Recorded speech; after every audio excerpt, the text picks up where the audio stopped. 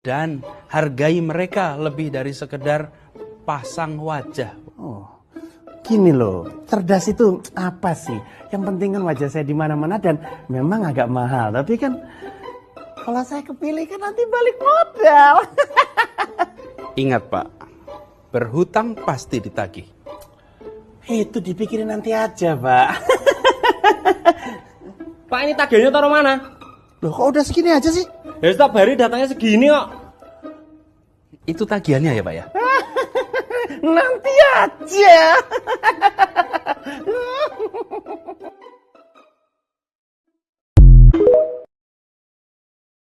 Fatwa itu pendapat. Fatwa bisa didebat. Fatwa tidak mengikat. Fatwa itu opini, tidak suci, meniscayakan toleransi. Dan sebaik-baik fatwa, suara hati nurani. Inilah Fatwa Guntur Romli. Assalamualaikum warahmatullahi wabarakatuh. Salam sejahtera untuk kita semua. Shalom, shalom aleichem, om swastiastu, namo buddhaya, widek dong tien, rahayu, salam Nusantara. Sudah menyaksikan video yang pertama kali diputar, itu video kiriman dari teman saya, teman di Twitter, Husnul Khotimah, yang sedang meledek Anies Baswedan bahwa dia katanya bakal capres door prize. Video itu sebenarnya video lama, lawakan antara Anies dengan Panji yang meledek waktu itu calon yang sering pasang foto wajahnya di mana-mana. Dan kemudian yang punya biaya politik yang besar sehingga dia terpaksa mengutang dan nantinya akan ditagih hutang tersebut. Meskipun itu video lama, tapi sepertinya Anies sedang memprediksi dirinya sendiri. Apa yang menjadi konten dalam video tersebut dilakukan dan terjadi pada Anies saat ini. Misalnya kalau soal utang, ya kita sudah tahu ada utang Anies yang tersebar di mana-mana 92 miliar waktu Pilkada DKI. Dan persis di video itu ketika ditagih utangnya, ya pura-pura ngeles, pura-pura nggak tahu. Dibilang kalau hutangnya katanya sudah lunas, kalau menang artinya itu lunas. Dan kita menjadi heran, pemilihan politik bukan amal sosial. Orang menyumbang pasti ada pamrih. Tidak mungkin utang itu tidak dibayar. Kalau memang tidak dibayar langsung oleh Anies, maka kita patut bertanya, utang itu dibayar pakai apa? Apakah pakai proyek? Kemudian juga sudah ada pernyataan resmi dari Bawaslu bahwa soal utang itu sebenarnya pelanggaran. Hanya saja waktunya sudah lewat. Tapi pelanggaran itu akan tercatat bahwa pelanggaran pelaporan keuangan untuk kampanye tidak benar-benar dilaporkan secara resmi dan terbuka oleh kubu Anies pada waktu itu.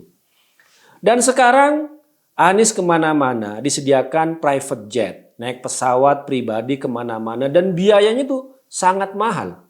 Dan kita tahu Anies tidak mungkin punya private jet dan siapa yang menyediakan private jet tersebut. Apalagi ini soal utang yang kemudian akan ramai dan akan ditagih. Belum lagi Anies kemana-mana juga ya, mengumpulkan massa dengan cara membagi-bagi door prize. Membagi-bagi hadiah. Dimanapun acara Anies pasti ada door prize-nya. Biar saya tidak dibilang fitnah ya silahkan lihat sendiri, ini ada beberapa pengumuman apakah disebut dengan jalan sehat atau apapun dan semua rata-rata acara Anies itu menggunakan door prize. Dari door prize bagi-bagi ada kulkas, ada sepeda motor, kemudian juga bahkan ada untuk umroh katanya. Dan ini mungkin kebiasaan Partai Nasdem yang memang kalau mengumpulkan massa selalu bagi-bagi door prize. Juga door prize-nya itu ada katanya itu memberikan rumah. Saya tidak tahu door prize itu benar atau tidak karena sampai saat ini tidak pernah ada berita orang yang dapat door prize umroh itu diumrohkan misalnya. Karena tidak ada beritanya gitu loh. Dan kita nggak tahu bagaimana orang menagih door prize tersebut ya. Dan itu terbukti bahwa Anies itu sudah tidak bisa memikat masyarakat, tidak bisa menarik bagi massa, maka dipakailah cara dengan memberikan iming-iming hadiah. Jadi orang datang ke acara Anies itu ya bukan karena tertarik kepada Anies, bukan karena tertarik pada acara kegiatannya, tapi karena di situ ya ada bagi-bagi hadiah. Ya siapa tahu beruntung bisa dapat kulkas, bisa dapat sepeda motor dan lain sebagainya. Jadi kegiatan itu tidak menarik. Dan memang apalagi yang menarik dari Anies. Kalau kita melihat sejarah di Jakarta 5 tahun Anies di sini di Jakarta tidak membangun yang bisa dimanfaatkan oleh publik, malah makin membahayakan. Contohnya ya sumur-sumur resapan yang gagal, yang tidak bisa menyerap air dan banjir, hanya bisa menyerap anggaran.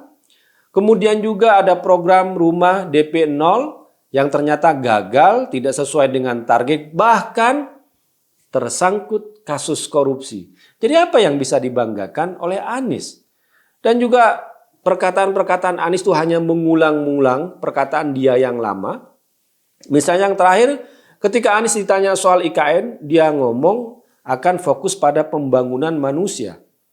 Itu hanya janji palsu Anies yang pernah diucapkan 5 tahun waktu di Jakarta. Waktu itu Pak Jokowi dan Pak Ahok fokus membangun infrastruktur di Jakarta dan juga membangun fasilitas-fasilitas umum. Anies datang dengan perkataan yang nyinyir. Apa kata dia? Kalau hanya membangun kota yang megah, Firaun dan Namrud juga bisa, kata dia. Ternyata apa? Anies juga membangun yang di Jakarta hanya saja ya hanya mengotak-atik sepanjang Jalan Sudirman dan Tamrin, dan itu semuanya tidak bermanfaat. Apa yang disebut dengan JIS misalnya, Jakarta International Stadium, ternyata tidak masuk dalam kategori International Stadium versinya FIFA dan sampai sekarang tidak bisa dipakai untuk pertandingan-pertandingan internasional karena tidak layak dari sisi bangunan ataupun jadi faktor penunjang seperti parkir, akses kepada transportasi publik dan lain sebagainya. Nah, kemudian kalau dibilang Anies mau membangun manusia di Jakarta apa? Ternyata buktinya angka putus sekolah SD di era Anies pada tahun 2021 dan 2022 itu tertinggi di seluruh Indonesia. Bayangkan, Jakarta dengan APBD terbesar se-Indonesia, tapi drop out angka putus sekolah siswa-siswa SD tertinggi se-Indonesia. Jadi apa yang mau dibangun oleh Anies? Bangun kota tidak, bangun manusia juga tidak, dan ini sekarang kemana-mana diomongkan lagi oleh Anies. Yang paling tepat ya mungkin seperti kata kawan saya Husnul Khotimah, bahwa Anies itu hanyalah bakal calon presiden door prize. Karena tidak ada yang menarik dari sisi Anies untuk kegiatan-kegiatan yang dia lakukan selama ini kecuali bagi-bagi hadiah. Ya saran saya bagi orang yang datang ke acara Anies, ambil hadiahnya, ambil door prize-nya, tapi jangan pilih orangnya. Demikian, wassalamualaikum warahmatullahi wabarakatuh.